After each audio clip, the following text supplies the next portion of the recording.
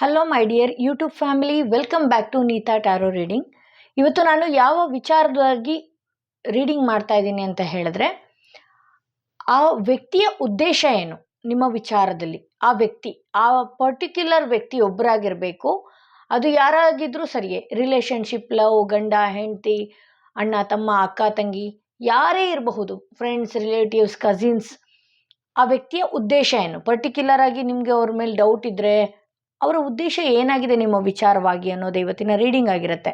ಎಂದಿನಂತೆ 2 ಕಾರ್ಡ್ಗಳನ್ನ ನಿಮ್ಮ ಮುಂದೆ ಇಟ್ಟಿದ್ದೀನಿ. 2 ಕಾರ್ಡ್ಗಳ ಮೇಲೆ 2 ಸ್ಟೋನ್ಗಳನ್ನ ಇಟ್ಟಿದ್ದೀನಿ. ಯಾವ ಕಾರ್ಡ್ ಇರುವ ಸ್ಟೋನ್ ನಿಮ್ಮ ಮನಸ್ಸಿಗೆ ತುಂಬಾ ಹತ್ರ ರೆಸೊನೇಟ್ ಆಗ್ತಾ ಇದೆ, ಆ ಒಂದು ಕಾರ್ಡ್ನ, ಆ ಒಂದು ಸ್ಟೋನ್ನ ನೀವು ಸೆಲೆಕ್ಟ್ ಮಾಡ್ಕೊಳ್ಬೇಕಾಗತ್ತೆ. ನಿಮ್ಮ ಪರ್ಸನ್ ಹೆಸರನ್ನ 3 ಬಾರಿ ಹೇಳ್ತಾ, ನಿಮ್ಮ ಪರ್ಸನ್ ಫೋಟೋ ಆದರೂ ಸರಿಯೇ ನೋಡ್ತಾ ಈ ಒಂದು ರೀಡಿಂಗ್ನ ನೀವು ನೋಡಬೇಕಾಗತ್ತೆ.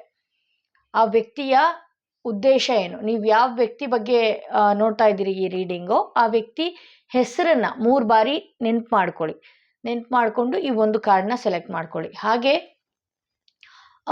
ಎಲ್ಲ ಟ್ಯಾರೋ ರೀಡರ್ಸ್ನ ಸಡನ್ನಾಗಿ ನಂಬೋದಕ್ಕೆ ಹೋಗಬೇಡಿ.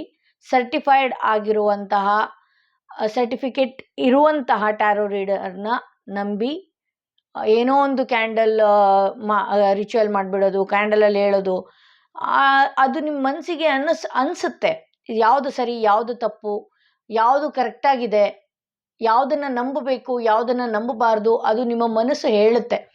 ಸೊ ಅಂಥವ್ರನ್ನ ನಂಬಿ, ಆದಷ್ಟು ಸರ್ಟಿಫೈಡ್ ಟ್ಯಾರೋ ರೀಡರ್ಸ್ಗಳನ್ನೇ ನೀವು ನಂಬಿ ಅಂತ ಹೇಳ್ತಾ ಈ ಒಂದು ರೀಡಿಂಗ್ನ ನಾನು ಶುರು ಮಾಡ್ತಾ ಇದ್ದೀನಿ. ಐ ಹೋಪ್ ನೀವು ಒಂದು ಕಾರ್ಡ್ನ ಸೆಲೆಕ್ಟ್ ಮಾಡ್ಕೊಂಡಿದ್ದೀರಾ ಅಂತ ಹೇಳಿ.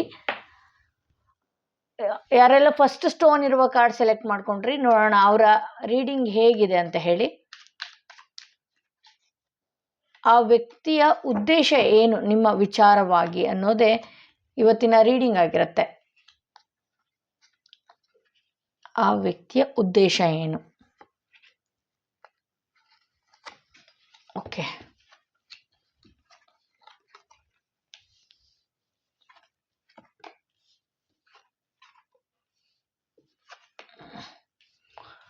ಓಕೆ, ಆ ವ್ಯಕ್ತಿಯ ಉದ್ದೇಶ ನಿಮ್ಮ ವಿಚಾರವಾಗಿ ಒಳ್ಳೆಯದೇ ಇದೆ.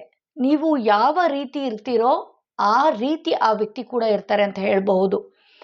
ಆ ವ್ಯಕ್ತಿಯೊಟ್ಟಿಗೆ ನೀವು ಮಾತಾಡಿದಾಗ, ಆ ವ್ಯಕ್ತಿಯೊಟ್ಟಿಗೆ ನೀವು ಒಂದು ಕಾನ್ವರ್ಸೇಷನ್ ಮಾಡಿದಾಗ ನಿಮಗೊಂದು ಸಮಾಧಾನ ಅನ್ನೋದು ಸಿಗುತ್ತೆ, ಖುಷಿ ಅನ್ನೋದು ಸಿಗುತ್ತೆ ಅಂತಲೂ ತೋರಿಸ್ತಾ ಇದೆ ಇಲ್ಲಿ. ಒಂದಷ್ಟು ಎಮೋಷನ್ ಇರುವಂಥ ವ್ಯಕ್ತಿ. ನಿಮ್ಮ ಕಡೆಗೆ ಉದ್ದೇಶ ಏನು ಅಂತ ಹೇಳಿದ್ರೆ, ನೀವು ಯಾವ ರೀತಿ ಇರ್ತೀರೋ ಅದೇ ರೀತಿ ಆ ವ್ಯಕ್ತಿ ನಿಮ್ಮೊಟ್ಟಿಗೆ ಇರ್ತಾರೆ. ನೀವು ಪ್ರೀತಿಯಿಂದ ಇದ್ದರೆ ಪ್ರೀತಿಯಿಂದ ಇರ್ತಾರೆ, ದ್ವೇಷ ಶಾಸ್ತ್ರೆ ದ್ವೇಷ. ಬಟ್ ಆ ವ್ಯಕ್ತಿ ವಿಚಾರವಾಗಿ ಒಂದು ಒಳ್ಳೆಯ ವ್ಯಕ್ತಿ ಅಂತಲೇ ಹೇಳಬಹುದು.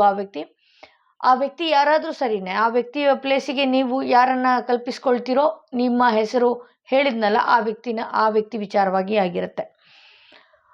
ಸೊ ಆ ವ್ಯಕ್ತಿ ಏನೇ ಫೀಲಿಂಗ್ಸ್ ಇದ್ರೂ ಅದು ನಿಮ್ಮೊಟ್ಟಿಗೆ ಶೇರ್ ಮಾಡಬೇಕು ಅಂತ ಅಂದ್ಕೊಳ್ತಾರೆ. ಕೆಲವೊಂದು ಟೈಮು ನೀವೇ ಕನ್ಫ್ಯೂಷನ್ ಆಗೋಗ್ಬಿಡ್ತೀರಿ, ವ್ಯಕ್ತಿನ ನಂಬಬೇಕಾ ನಂಬಾರ್ದಾ, ಇವರು ಮಾಡ್ತಿರೋದು ಒಳ್ಳೇದಾ, ಇವರಿಂದ ನನಗೇನಾದರೂ ಡ್ಯಾಮೇಜ್ ಆಗುತ್ತಾ, ಈ ಥರದ್ದೆಲ್ಲ ಒಂದಷ್ಟು ನಿಮಗೆ ಅನುಮಾನ ಬರುವಂಥ ಸಾಧ್ಯತೆ ಇದೆ.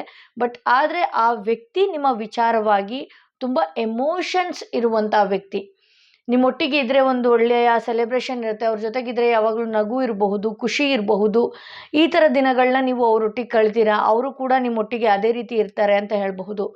ಇಲ್ಲಿ ಒಂದು ಟ್ವಿನ್ ಫ್ಲೇಮ್ ಕನೆಕ್ಷನ್ ಅಂದರೆ ಒಬ್ರನ್ನೊಬ್ರು ಬಿಟ್ಟಿರೋದಕ್ಕೆ ಆಗಲ್ಲ. ಈಗ ಯಾವುದೇ ವಿಚಾರದಲ್ಲಿ ನೀವು ನೋಡಬಹುದು ಈ ಒಂದು ರೀಡಿಂಗ್ನ, ಬಿಟ್ಟಿರೋದಕ್ಕಾಗಲ್ಲ. ಆದರೆ ನೀವು ಏನು ಮಾಡ್ತೀರಾ ಅಂತ ಹೇಳಿದ್ರೆ, ಒಂದಷ್ಟು ಗೊಂದಲಗಳು ನಿಮ್ಮ ತಲೆಯಲ್ಲಿದೆ. ಇಲ್ಲಿ 7 ಆಫ್ ಕಪ್ಸ್ ಬಂದಿರೋದ್ರಿಂದ ನೀವು ಒಂದಷ್ಟು ಕನ್ಫ್ಯೂಷನ್ಗೊಳಗಾಗ್ತೀರಿ. ಬಟ್ ಆದರೆ ಆ ವ್ಯಕ್ತಿ ಸರಿಯಾದ ವ್ಯಕ್ತಿನೇ, ಒಳ್ಳೆಯ ವ್ಯಕ್ತಿನೇ, ಒಳ್ಳೆಯ ಅಭಿಪ್ರಾಯ ನಿಮ್ಮ ವಿಚಾರವಾಗಿದೆ. ಆ ವ್ಯಕ್ತಿ ಉದ್ದೇಶ ಏನು ನಿಮ್ಮ ವಿಚಾರದಲ್ಲಿ ಅಂತ ಹೇಳಿದ್ರೆ, ಚೆನ್ನಾಗಿರಬೇಕು, ಎಮೋಷನ್ನಿಂದ ಚೆನ್ನಾಗಿರಬೇಕು, ಲೈಫ್ನ ಚೆನ್ನಾಗಿಟ್ಕೊಳ್ಬೇಕು, ನಿಮ್ಮೊಟ್ಟಿಗಿದ್ರೆ ಎಲ್ಲ ಕೆಲಸಗಳು ಆಗುತ್ತೆ, ನಿಮ್ಮೊಟ್ಟಿಗಿದ್ರೆ ಖುಷಿ ಸಿಗುತ್ತೆ. ಈ ಥರ ನೀವು ಎಷ್ಟು ಚೆನ್ನಾಗಿರ್ತೀರೋ ಅಷ್ಟು ಲೈಫು ತುಂಬ ಚೆನ್ನಾಗಿ ಹೋಗುತ್ತೆ. ಈ ಕನ್ಫ್ಯೂಷನ್ ಅನ್ನೋದು ತಲೆಯಿಂದ ತೆಗೆದು ಹಾಕಿದಾಗ ಇನ್ನಷ್ಟು ನೀವು ಚೆನ್ನಾಗಿರುವ ಪ್ರಯತ್ನ, ಇನ್ನಷ್ಟು ಏಳಿಗೆನ ಕಾಣ್ಬೋದು ಆ ವ್ಯಕ್ತಿಯಿಂದ ಅಂತಲೇ ಈ ರೀಡಿಂಗಲ್ಲಿ ತೋರಿಸ್ತಾ ಇದೆ. ಆ ವ್ಯಕ್ತಿ ಉದ್ದೇಶ ನಿಮ್ಮ ವಿಚಾರವಾಗಿ ಯಾವುದೇ ಕೆಟ್ಟ ರೀತಿಯಲ್ಲಿಲ್ಲ, ಯಾವುದೇ ಮೋಸಗಳಿಲ್ಲ ಆ ವ್ಯಕ್ತಿಗೆ. ನಿಮ್ಮನ್ನು ಮೋಸ ಮಾಡಬೇಕು ಅನ್ನೋದು ಕೂಡ ಆ ವ್ಯಕ್ತಿಯ ಮನಸ್ಸಿನಲ್ಲಿ ಇಲ್ಲ ಅನ್ನೋದು ತೋರಿಸ್ತಾ ಇದೆ. ಆ ವ್ಯಕ್ತಿ ಯಾರಾದರೂ ಸರಿನೇ, ಮೋಸ ಮಾಡಬೇಕು ಅನ್ನೋದಿಲ್ಲ. ಬಟ್ ನಿಮ್ಗೆ ಅನ್ನಿಸ್ಬೋದು ಕೆಲವೊಂದು ಟೈಮ್ ಏರುಪೇರುಗಳು ಎಲ್ಲರ ಲೈಫಲ್ಲೂ ಇರುತ್ತೆ. ಕೆಲವೊಂದು ಮಾತುಗಳು, ಕೊಂಕು ಮಾತುಗಳು, ಚುಚ್ಚು ಮಾತುಗಳು ಮಾತಾಡಿದಾಗ ನೀವು ಅವ್ರನ್ನ ರಾಂಗಾಗಿ ಡಿಸಿಷನ್ ಮಾಡ್ಕೊಳ್ತೀರ. ಬಾಯಿ ತಪ್ಪಿ ಅಥವಾ ದುಡುಕಿ ಏನೋ ಒಂದು ಮಾತಾಡಿರ್ತಾರೆ, ಅದನ್ನು ನೀವು ಆ ವ್ಯಕ್ತಿನೇ ಅನುಮಾನವಾಗಿ ನೋಡೋದಕ್ಕೆ ಶುರು ಮಾಡಿಬಿಡ್ತೀರಿ. ಆದರೆ ಆ ವ್ಯಕ್ತಿ ಆ ಥರದ್ದಲ್ಲ. ನೀವು ಕನ್ಫ್ಯೂಷನ್ ಅನ್ನೋದು ನಿಮಗಿದೆ, ನಿಮ್ಮ ಮೈಂಡಿಗೆ ಬರ್ತಾ ಇರುತ್ತೆ ಆಗಾಗ. ಅವರ ಉದ್ದೇಶಗಳು ನಿಮ್ಮ ವಿಚಾರವಾಗಿ ಯಾವುದೇ ರೀತಿಯಾಗಿ ತಪ್ಪಿನದಲ್ಲ, ತಪ್ಪಾಗಿಯೂ ಕೂಡ ಇಲ್ಲ ಅಂತಲೇ ಹೇಳ್ಬೋದು. ಇದು ಮೊದಲನೆಯ ಕಾರ್ಡ್. ಯಾರು ಸೆಲೆಕ್ಟ್ ಮಾಡ್ಕೊಂಡಿದ್ರಿ ಅವರ ರೀಡಿಂಗ್ ಇದಾಗಿತ್ತು. ಆ ವ್ಯಕ್ತಿಯ ಉದ್ದೇಶ ಏನು? ಆ ವ್ಯಕ್ತಿಯ ಉದ್ದೇಶ ಒಳ್ಳೆಯದೇ ಇದೆ ನಿಮ್ಮ ವಿಚಾರವಾಗಿ. ನೀವು ಒಂದಷ್ಟು ಕನ್ಫ್ಯೂಷನ್ ಆಗ್ತಿದ್ದೀರಿ ಅಂತ ಹೇಳಬಹುದು. ಸೊ ಸೆಕೆಂಡ್ ಸ್ಟೋನ್, ಈ ಸ್ಟೋನ್ ಇರುವ ಕಾರ್ಡ್ ಯಾರೆಲ್ಲ ಸೆಲೆಕ್ಟ್ ಮಾಡ್ಕೊಂಡ್ರಿ, ಆ ವ್ಯಕ್ತಿಯ ಉದ್ದೇಶ ಏನು? ನೀವು ಯಾರು ಆ ವ್ಯಕ್ತಿ ಅನ್ನುವ ಪ್ಲೇಸಲ್ಲಿ ನೀವು ಯಾರನ್ನಾದರೂ ಹೆಸರನ್ನು ಇಟ್ಕೊಳ್ಬಹುದು. ಸೊ ಆ ವ್ಯಕ್ತಿಯ ಹೆಸರನ್ನ 3 ಬಾರಿ ಹೇಳ್ತಾ ಈ ಒಂದು ರೀಡಿಂಗ್ನ ನೋಡಿ, ಅಥವಾ ಅವ್ರ ಫೋಟೋ ಏನಾದರೂ ಇದ್ದರೆ ಅದನ್ನು ನೋಡ್ಕೊತಾನಾದರೂ ನೀವು ಇದನ್ನು ನೋಡ್ಬೋದು. ಆ ವ್ಯಕ್ತಿಯ ಉದ್ದೇಶ ನಿಮ್ಮ ವಿಚಾರವಾಗಿ ಏನಿದೆ ಅನ್ನೋದು ಇವತ್ತಿನ ರೀಡಿಂಗ್ ಆಗಿದೆ. ಓಕೆ, ಇಲ್ಲೂ ಕೂಡ ಅದೇ. ಓಕೆ, ಇಲ್ಲಿ 6 ಆಫ್ ವಾಂಡ್ಸ್ ಬಂದಿದೆ.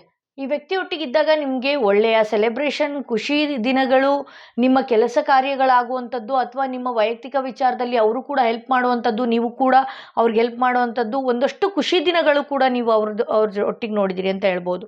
ಒಂದಷ್ಟು ಹಣಕಾಸಿನ ವಿಚಾರವಾಗಿ ಈಗ ಅವ್ರಿಗೆ ಸ್ಟ್ರಕ್ ಆಗಿರ್ಬೋದು, ಅಥವಾ ನಿಮಗೆ ಹಣಕಾಸಿನ ವಿಚಾರವಾಗಿ ಒಂದಷ್ಟು ಸ್ಟ್ರಕ್ ಆಗಿರ್ಬೋದು. ಆ ವ್ಯಕ್ತಿ ಉದ್ದೇಶ ಏನು ಅಂತ ನೋಡೋದಾದರೆ, ಒಂದಷ್ಟು ಆ ವ್ಯಕ್ತಿ ಖುಷಿಯಾಗಿರೋದಕ್ಕೇ ಇಷ್ಟಪಡ್ತಾರೆ. ಯಾಕೆಂದರೆ ಯಾವಾಗಲೂ ಫೀಲಿಂಗ್ಸಲ್ಲಿರೋದು, ಅಳೋದು, ಕರೆಯೋದು ಈ ಥರದ್ದೆಲ್ಲ ಮಾಡಿದಾಗ ನಿಮ್ಮಿಂದ ಒಂದಷ್ಟು ಡಿಸ್ಟೆನ್ಸ್ ಮೇಂಟೈನ್ ಮಾಡ್ತಾರೆ ಅಂತಲೇ ಹೇಳಬಹುದು. ನೀವು ಸಾಮಾನ್ಯವಾಗಿ ಈ ವ್ಯಕ್ತಿ ವಿಚಾರವಾಗಿ ಬೇರೆಯವರ ಮಾತುಗಳನ್ನ ಕೇಳೋದಾಗಿರಬಹುದು, ಒಂದಷ್ಟು ಗೊಂದಲಗಳನ್ನೇ ನೀವು ಮಾಡ್ಕೊಳ್ತೀರಿ, ಮತ್ತು ಅವ್ರ ಜೊತೆಗೆ ಜಗಳವಾಡೋದು ಅಥವಾ ಬೇರೆ ರೀತಿ ಅವ್ರನ್ನ ನೀವು ಕಲ್ಪನೆ ಮಾಡ್ಕೊಳ್ಳೋದು, ಈ ರೀತಿಯಿಂದ ನೀವು ಅವ್ರನ್ನ ದೂರ ಮಾಡ್ಕೊಳ್ಳೋದಾಗಿರ್ಬೋದು. ಆ ವ್ಯಕ್ತಿ ಉದ್ದೇಶನೂ ಅಷ್ಟೇ, ನಿಮ್ಮ ಜೊತೆ ಚೆನ್ನಾಗಿದ್ದಾಗ ಚೆನ್ನಾಗಿರಬೇಕು, ಅಥವಾ ನಿಮ್ಗೇನೋ ಒಳ್ಳೇದು ಮಾಡಬೇಕು, ಅದು ಎಲ್ಲ ಇಲ್ಲ. ಇಲ್ಲಿ 3 ಆಫ್ ಕಪ್ಸ್ ಬಂದಿರೋದ್ರಿಂದ ಅವರು ಎಲ್ಲರ ಜೊತೆಗೂ ಒಂದೇ ಥರನೇ ಇರ್ತಾರೆ. ನಿಮ್ಮೊಟ್ಟಿಗೆ ಅದೇ ರೀತಿ ಇರೋದು ಆಗಿರ್ಬೋದು, ಅಥವಾ ನಿಮ್ಮನ್ನು ಬಿಟ್ಟರೆ ಅವ್ರಿಗೆ ಯಾರೂ ಇಲ್ಲ, ಏನೂ ಇಲ್ಲ ಅನ್ನೋದು, ಆ ಥರದ್ದೆಲ್ಲ ಯಾವುದೇ ಥರ ಇಲ್ಲ. ಯಾರ ಜೊತೆಗೆ ಈ ನೀರಿಗೆ ಹೋಲಿಸ್ಬೋದು ಅವ್ರನ್ನ. ನೀರು ಹೇಗೆ ಗ್ಲಾಸಲ್ಲಿಟ್ಟರೆ ಗ್ಲಾಸಲ್ಲಿರುತ್ತೆ, ಬೌಲಲ್ಲಿ ಹಾಕಿದ್ರೆ ಬೌಲ್ ಶೇಪಿಗೆ ಬರುತ್ತೆ, ಆ ರೀತಿ ಹೆಂಗಿದ್ರೂ ಒಳ್ಳೆ ಪಾದರಸದ ಥರ ಇರ್ತಾರೆ ಆ ವ್ಯಕ್ತಿ. ನಿಮ್ಮಷ್ಟು ಫೀಲ್ ಮಾಡ್ಕೊಳ್ಳೋದಾಗಿರಲಿ, ನಿಮ್ಮಷ್ಟು ಗೊಂದಲ ಮಾಡ್ಕೊಳ್ಳೋದಾಗಿರಲಿ, ನೀವೊಂದಷ್ಟು ಆ ವ್ಯಕ್ತಿ ವಿಚಾರವಾಗಿ ಬೇರೆಯವರು ನಿಮಗೆ ಮ್ಯಾನಿಪ್ಯುಲೇಟ್ ಮಾಡೋದು, ಅವರು ಸರಿ ಇಲ್ಲ, ಇವ್ರು ಸರಿ ಇಲ್ಲ ಅಂತ ಹೇಳಿದಾಗ ನೀವು ಆ ವ್ಯಕ್ತಿಯ ಬಗ್ಗೆ ತುಂಬಾ ರಾಂಗಾಗಿ ಡಿಸಿಷನ್ ಮಾಡ್ತೀರಿ. ಹೌದು, ನೀವು ಯಾವ ವ್ಯಕ್ತಿ ಬಗ್ಗೆ ಇದನ್ನು ನೋಡ್ತಾ ಇದ್ದೀರಲ್ಲ, ಅವರು ಒಂದು ರೀತಿಯಾದ ಸ್ವಾರ್ಥಿ ಅಂತ ಹೇಳಬಹುದು. ನನಗೆ ಖುಷಿ ಇದ್ದರೆ ನಾನು ಇರ್ತೀನಿ, ದುಃಖ ಇದ್ದರೆ ನಾನು ಅಷ್ಟಕ್ಕಷ್ಟೇ, ಈ ರೀತಿ ಅವರು ತೀರಾ ನಿಮ್ಮಷ್ಟು ಎಮೋಷ್ನಲ್ ಆಗಲ್ಲ, ತೀರಾ ನಿಮ್ಮಷ್ಟು ಖುಷಿಯಾಗೂ ಇರಲ್ಲ. ಹೇಗಿರ್ತೀರೋ ಅದನ್ನು ಎಕ್ಸೆಪ್ಟ್ ಮಾಡ್ಕೊಳ್ತಾರೆ. ತುಂಬ ಪ್ರಶ್ನೆಗಳು, ನೀವು ತುಂಬ ಡ್ರ್ಯಾಗ್ ಮಾಡೋದು, ಈ ಥರದ್ದೆಲ್ಲ ಆದಾಗ ಅವರು ನ್ಯೂಟ್ಲ್ ಆಗಿಬಿಡ್ತಾರೆ ಅಂತಲೇ ಹೇಳ್ಬೋದು. ಇದೆಲ್ಲ ನೀವು ಯಾತಕ್ಕೋಸ್ಕರ ಮಾಡ್ತೀರಾ ಅಂತ ಹೇಳಿದ್ರೆ, ನೀವು ಬೇರೆಯವರ ಮಾತುಗಳನ್ನೇ ತುಂಬ ಬೇಗ ಕೇಳ್ತೀರಾ ಅಂತಲೂ ತೋರಿಸ್ತಾ ಇದೆ ಇಲ್ಲಿ. ಆ ನಂತರ ನೀವು ಒಬ್ಬರೇ ಕೂತ್ಕೊಂಡಾಗ ಈ ವ್ಯಕ್ತಿ ವಿಚಾರವಾಗಿ ತಪ್ಪಾಗಿ ಯೋಚನೆಗಳನ್ನ ಮಾಡೋದು, ತಪ್ಪಾದ ನಿರ್ಧಾರಗಳನ್ನ ತಗೊಳ್ಳೋದು. ಯಾಕೆ ಅಂದರೆ ನಿಮ್ಮ ಯೋಚನೆಗಳೇ ನಿಮ್ಮನ್ನು ಗೊಂದಲಕ್ಕೀಡು ಮಾಡ್ತಾ ಇದೆ ಅಂತಲೇ ತೋರಿಸ್ತಾ ಇದೆ. ಈ ವ್ಯಕ್ತಿಯ ಭಾವನೆ ನಿಮ್ಮ ವಿಚಾರವಾಗಿ ಏನಾಗಿರುತ್ತೆ ಅಂತ ಹೇಳಿ ನೋಡೋದಾದ್ರೆ, ಅವರು ನೀವೇ ಬೇಕು, ನಿಮ್ಮಿಂದನೇ ಎಲ್ಲ ಅನ್ನುವಂಥ ಕ್ಯಾರೆಕ್ಟರ್ ಅಂತೂ ಅಲ್ಲ. ಅವ್ರು ಯಾರ ಜೊತೆಗಿದ್ರು ನಿಮ್ಮ ಜೊತೆಗೆ ಹೇಗಿದ್ರೋ ಅದೇ ರೀತಿಯೇ ಇರ್ತಾರೆ ಅಂತಲೇ ಹೇಳಬಹುದು. ಸೊ ಅಂಥ ಫೀಲಿಂಗ್ಸ್ ಇರುವಂತಹ ಕ್ಯಾರೆಕ್ಟರ್ ಅಲ್ಲ ಅಂತಲೇ ಹೇಳ್ಬೋದು. ಇದು ಸೆಕೆಂಡ್ ಕಾರ್ಡ್. ಯಾರು ಸೆಲೆಕ್ಟ್ ಮಾಡ್ಕೊಂಡಿದ್ರಿ ಅವರ ರೀಡಿಂಗ್ ಇದಾಗಿತ್ತು. ಯಾರಿಗೆಲ್ಲ individual personal tarot reading session ಬೇಕು ಅನ್ನೋದಾದರೆ ಡಿಸ್ಕ್ರಿಪ್ಷನಲ್ಲಿ ಕೊಟ್ಟಿರುವ ನಂಬರ್ಗೆ ಕಾಲ್ ಮಾಡಿ ಮುಂಚಿತವಾಗಿ ಅಪಾಯಿಂಟ್ಮೆಂಟ್ ತೊಗೊಳ್ಬೇಕಾಗತ್ತೆ. ಹಾಗೆ ಸರ್ಟಿಫೈಡ್ ಟ್ಯಾರೋ ರೀಡರ್ಸ್ಗಳನ್ನ ನೀವು ನಂಬಿ ಅಂತ ಹೇಳ್ತಾ ಯಾವುದ್ಯಾವುದೋ ಕ್ಯಾಂಡಲ್ ರಿಚುವಲ್ಸು ಅದು ಇದು ಎಲ್ಲ ಮಾಡ್ತಾ ಇದ್ದಾರೆ. ಎಲ್ಲರನ್ನೂ ನೀವು ನಂಬುವಂಥದ್ದಲ್ಲ. ಯಾರು ಸರಿಯಾಗಿ ಹೇಳ್ತಾರೆ ಅದು ನಿಮ್ಮ ಮನಸ್ಸಿಗೆ ಗೊತ್ತಾಗುತ್ತೆ, ಅಂಥವ್ರನ್ನ ನೀವು ನಂಬಿ ಅಂತ ಹೇಳ್ತಾ ಈ ವಿಡಿಯೋನ ಇಲ್ಲಿಗೆ ಮುಗಿಸ್ತಾ ಇದ್ದೀನಿ.